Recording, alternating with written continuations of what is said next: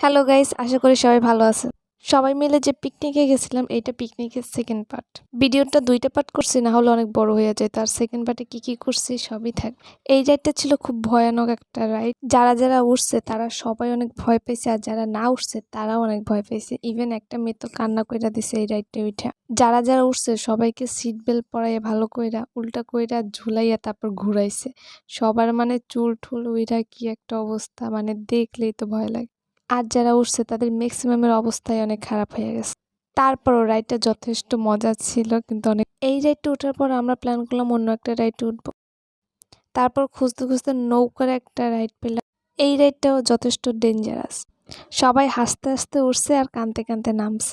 যখন রাইডটা শুরু হয় তখন সবাই এত চিল্লাইছে, ইভেন একটা ছোট বাচ্চা এত পরিমাণে ভয় পেয়েছে, চোখ বন্ধ করে ছিল, কোনো শব্দই ছিল। তারপর আমরা অনেক সাহস নিয়ে রাইডে উঠলাম, আমি প্লাস আমার ভাইরা ছিল।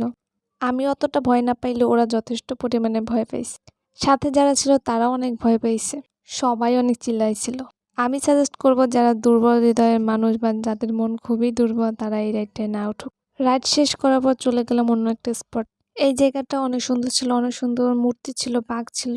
পাশে ছিল বাচ্চাদের খেলার জন্য ছোটখাটো একটা পার্কের ব্যবস্থা। বড়দের সাথে অনেক বাচ্চারা আইছে, তারা এখানে খেলতেছিল, অনেক মজা করছিল।